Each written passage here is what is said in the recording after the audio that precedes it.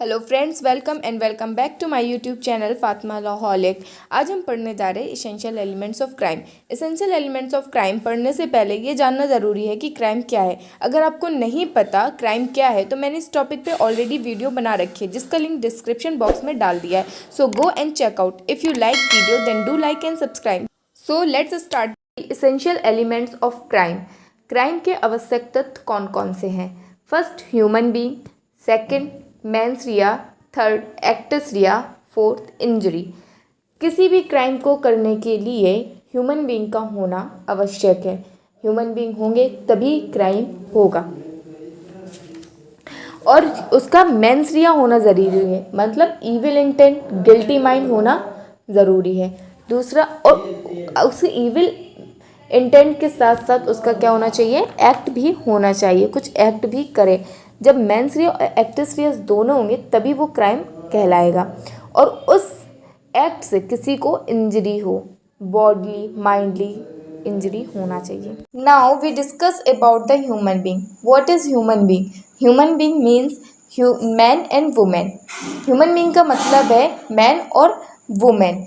The act must have been done by a human being before it can constitute a crime punishable at law. अगर किसी भी human being ने कोई act किया है और वो किसी लॉ में पनिशेबल है तो उसको अपराध माना जाता था।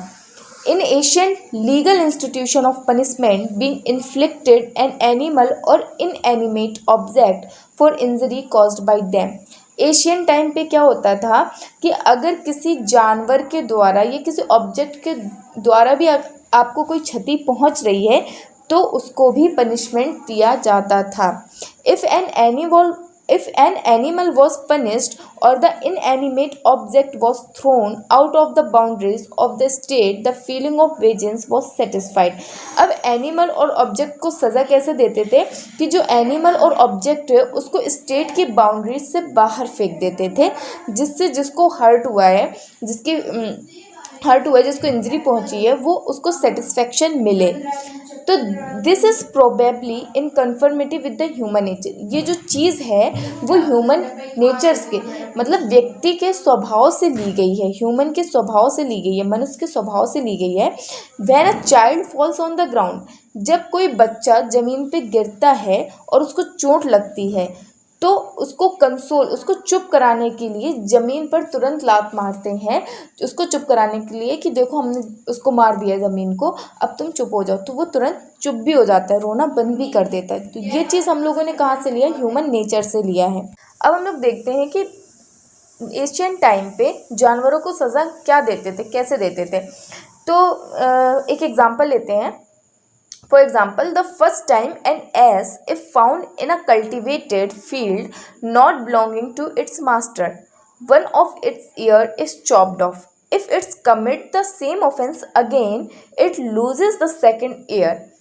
एक बार क्या हुआ कि एक गधा था, वो एक कल्टिवेटेड फील्ड में घुस गया था, वहाँ पाया गया था जो उसके मास्टर की बिलोंग नहीं करती थी और वहाँ उसने उस कल्टिवेटेड खेत के जो अनाज उग रहे थे उनको उसने मतलब खाया, बर्बाद किया।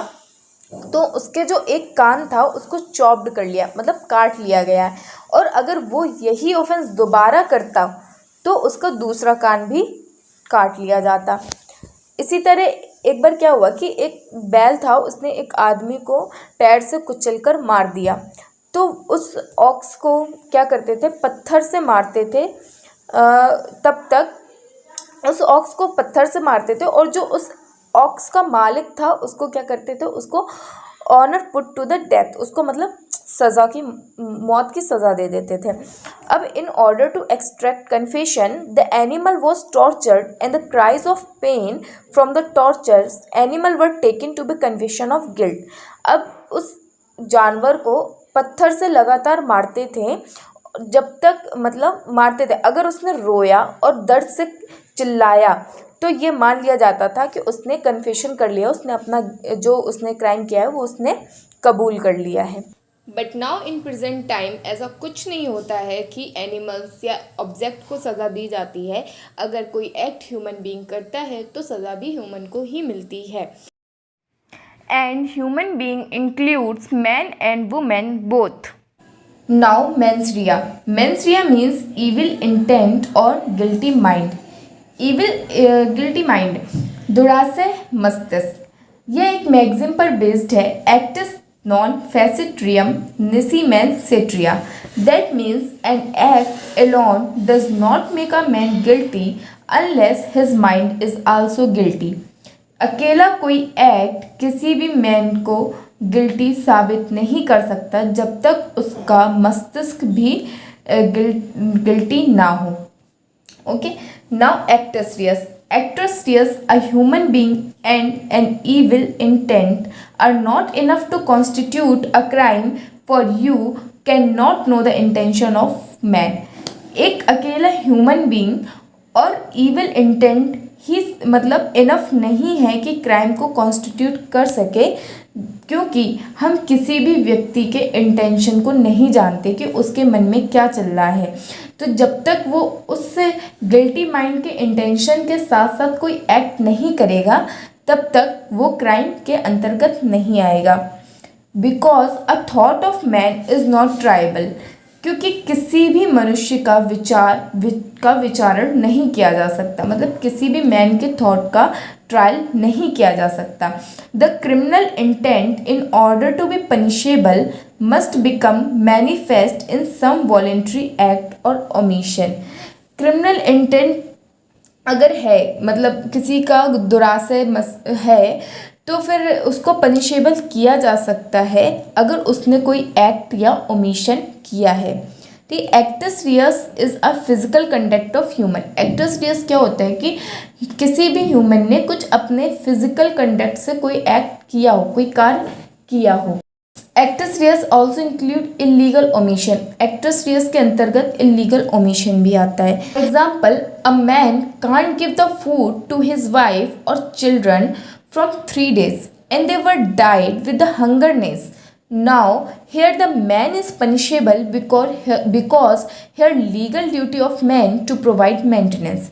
एक आदमी है जो अपनी पत्नी और अपने बच्चों को 3 दिन से खाना नहीं प्रोवाइड करवा रहा है और वो भूख की वजह से मर गए। तो यहाँ पास जो आदमी है वो क्या होगा, पनिशेबल होगा, उसको सज़ा होगी, क्योंकि वो उसकी लीगल ड्यूटी बनती है कि वो अपने वाइफ और बच्चों को मेंटेनेंस प्रोवाइड करे। दैट्स वाई वो ओमिशन कर रहा था कि वो उनको मेंटेनेंस नहीं दे रहा था, उनको खाना नहीं प्रोवाइड कर रहा था, तो वो ओमिशन कर रहा था और ये इसकी लीगल ड्यूटी है, तो इसलिए वो पनिशेबल होगा। Let's take another example. A man, मतलब एक आदमी है, for example a happening to walk along a deserted road at night during winter saw a just born baby abandoned on a side, but he did nothing and went away। Next morning baby died। Here a not liable because the death of child is not the result of any act or illegal omission on their part। अब यहाँ पे क्या है कि एक ए नाम का व्यक्ति है, वो रेगिस्तान से जा रहा था रात में और उसने देखा कि एक सर्दियों का समय था और उसने देखा कि एक बच्चा जस्ट बॉर्न बेबी है, अभी वो जन्म ही लिया है और वो वहाँ पड़ा साइड में रो रहा है।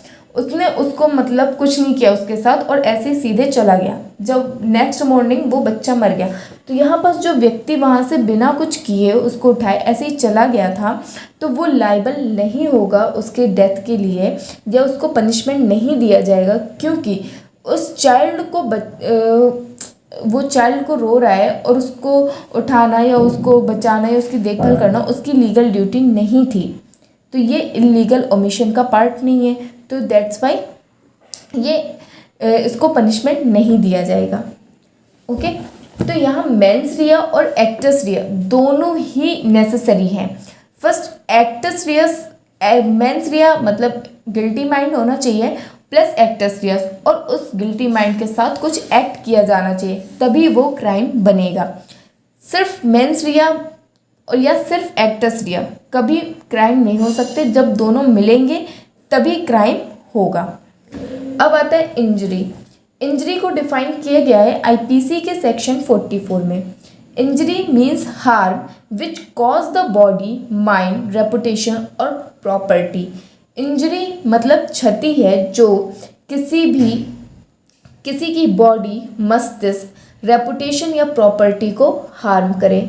Injury must be illegally cause to another, जो क्षति है वो इलीगली तरीके से होनी चाहिए किसी दूसरे व्यक्ति को, किसी ह्यूमन बीइंग को, और to a body of individual और to a society at large, किसी व्यक्तिगत को होना चाहिए या फिर किसी सोसाइटी एट लार्ज को इंजरी होना चाहिए।